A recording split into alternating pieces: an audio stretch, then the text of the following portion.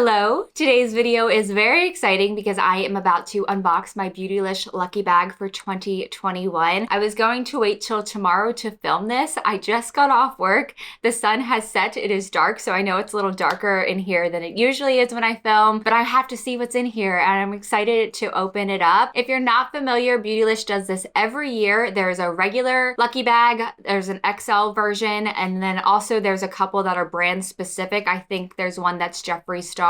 This one is just the regular size version, and that's the same thing I've gotten the past 2 years. If you watched my last unboxings with Beautylish, I'll have them linked below. But if you've seen them, the products in them didn't wow me.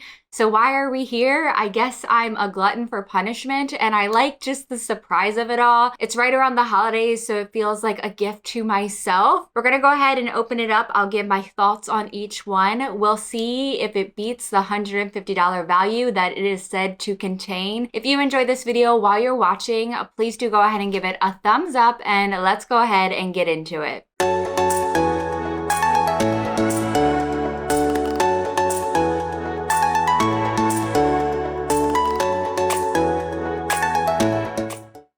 Notes to make before opening this up. It launches the 26th of December, the day after Christmas every year. I've always been on the email sign up for it, so I get a notification when it is launched or when it comes out. And I think when you do the email sign up, you get an hour prior to try to snag one before everyone else. I've never had an issue getting the regular size version, but I know the XL does go pretty fast. The regular one is $75 plus $10 shipping and is said to contain $150 worth of product. I've always gotten that $150, but the way I like to do this, and I'm gonna do it the same way that I do my FabFitFun unboxings, as I'm taking the products out, I will be separating them into a good and bad pile to see if the good pile beats the $75 that I paid for it. That's just something that I like to do to see if I'm wasting my money. And another thing too is I am cruelty free. I haven't had any issues the past couple of years with products not being cruelty-free. I think one of the brushes that I got was animal hair derived, even though it was Wayne Goss. That's a cruelty-free brand. I'm not going to use that brush. Hopefully I have that luck this year. If I don't, I've noticed that Beautylish has acquired a lot more brands, and if I am getting a lot of things that aren't cruelty-free, I probably will pass on it next year, and I'm probably just gonna go ahead and sell those items, but we'll see.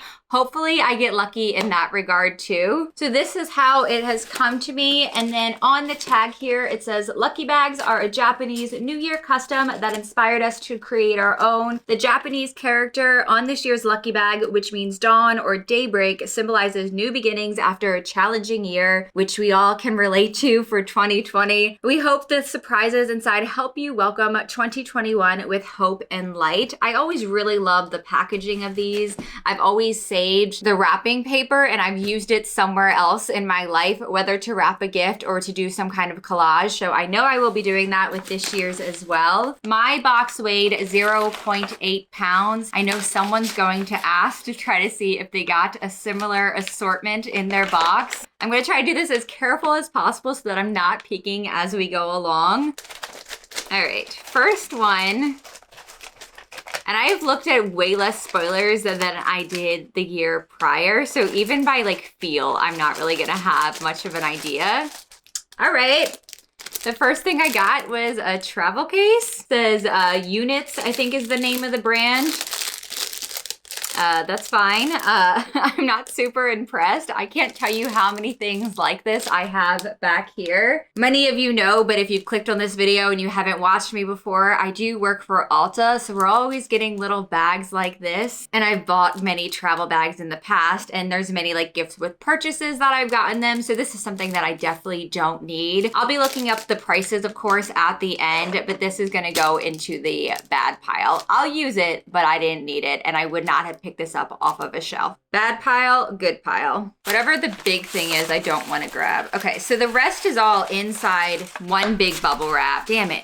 I'm gonna try to open this without peeking. Let me put it underneath the table. Back up, I'm not looking. And I'm gonna cover it with tissue. Something small, ABH matte lipstick in the shade Nude. This is something I'll wear. Of course, I'm not wearing as much lipstick with wearing a mask every day, but this is something that I would wear, and I don't think I have any lipsticks from ABH. I may have tried like a mini samples, but I don't own a full size. And because this is a shade I am confident I will wear, I love nude lips, obviously, I am gonna go ahead and swatch it. Every year I make the mistake. I've gotten metallic lips the past 2 boxes, and I do not like metallic lipsticks. Every Beautylish unboxing, I have swatched them anyway, and then I'm like, why did I do that? So that is what that looks like. Which pile do I want to put this in? I think I would put it into the good pile, not because I would instantly grab this if I saw it on the shelf, but I do like that shade, and you really can never have too many nude lipsticks. So this one I will put into the good pile. I think I'm just really thankful that it's not a metallic liquid lipstick like I've gotten in the past. I'm gonna grab this out because I just peeked and saw this, and this I've seen in other boxes, and I'm really excited to try this. This is from Good Molecules. This is the pineapple exfoliating powder, formulated with fruit enzymes, vitamin C, and rice powders to soften, brighten, and gently exfoliate. I use the Tatcha rice polish. I'm wondering if this is kind of similar to that. That one does foam up, and it also works as a cleanser. It says it encourages gentle exfoliation with this cleansing powder, so it also cleanses, containing bromelain, a mixture of the enzymes naturally found in pineapples, which helps remove keratin proteins from the skin surface to reveal brighter and fresher skin. And the directions look very similar to the Tatcha rice polish. I have gotten a Good Molecules product in every Beautylish bag that I've gotten, and I've been pretty happy with them. And this is something that I think I would purchase with my own money. I don't know if Good Molecules is sold anywhere else besides Beautylish, so I probably wouldn't go on specifically to buy that. But if they came to Ulta or somewhere else, this is something I would grab, and I do like this type of formula. So this is gonna go into the good pile. I love skincare. I have way too much of it. I probably won't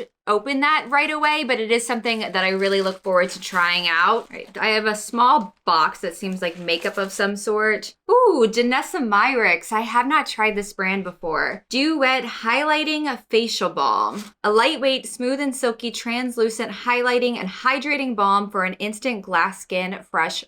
It says fresh flow. I was gonna say fresh glow, but it actually says on here fresh flow. I don't know if that's a typo or not. Apply using your fingers, a brush or sponge for desired effect. Let's open this up. Let's check to see. I'm pretty sure Janessa Myrick's is cruelty free because I was looking at those duochrome. There's some kind of liquid shadow that looked so gorgeous, and I was hoping to maybe pick them up soon. Yep, cruelty free. So I'm super excited for this. I'm just really excited to get something from a brand I haven't tried before. It's in the shade Morning Dew. They're starting to make up for that travel bag because at first I was like, this is gonna be shit. And that's what that looks like. Feels like a gloss.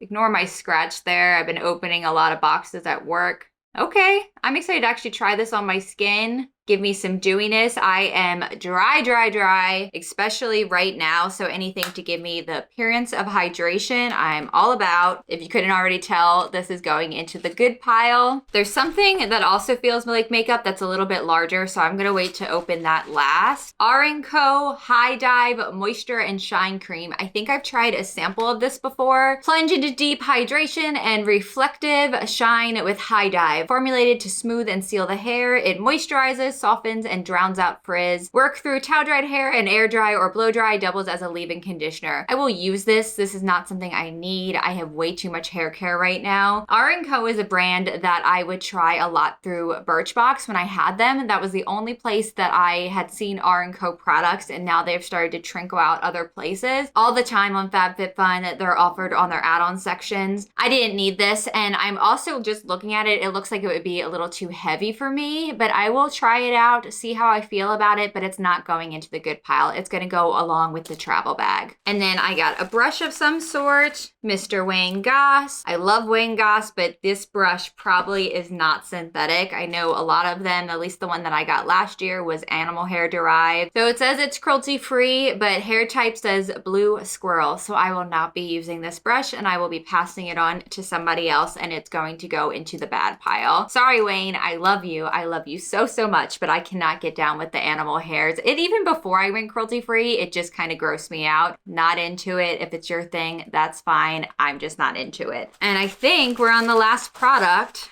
Oh, fuck. I'm mad about this. And I know a lot of people would be excited, but this isn't exciting for me. This is a Tom Ford Eye Color Quad. Tom Ford, not cruelty free. This is in 01 Badass. I'm gonna open it up just to show you guys what it looks like. I have a friend in mind that I'm going to pass this along to. The color story is right up my alley. Looks nice and dark and smoky. Unfortunately, I cannot use this. I was really hoping to get some Natasha Denona or something. I know that's the risk that I took doing this, but in years previous, the 2019 and the 2020 Lucky Bag, I remember going on and just seeing their brand list, and not many of them weren't cruelty free. And then this year, I actually did it after I purchased my Lucky Bag. I didn't realize how many more brands they've acquired, and my chances of getting items that weren't cruelty free were a little bit more 50-50. Maybe not 50-50, but the ratio was higher than it was in years prior. So before I make up my mind about whether or not I will be doing this again next year, I'm gonna go ahead and tally up everything to see what the total value of my box was. And like I said, I'm also going to see what the good pile amounts to if it beats my $75. Just while I'm doing my calculations, I just want to mention this Tom Ford palette is $88. Okay, so for everything added up, the total value of my box was $193. They certainly sent me $150 worth of product, or $150 plus. But as far as the good pile, or what I would have purchased with my own money, that was $56. I don't know if I'm going to do this again next year, especially with those two items me not being able to use. I'm not going to resell them. I have two people in mind that I think will enjoy them, so I'm just going to pass them along. Do you think I got extra lucky? Let me know. Did you get a lucky bag? I would love to hear what you got in yours, or if you've tried any of the products that I received. I would love to hear your thoughts on them. If you enjoyed this video, please do go ahead and give it a thumbs up. If you would like to see me and more of my remarks, please subscribe if you haven't already. I thank you so much for watching. I appreciate you, and I will see you soon.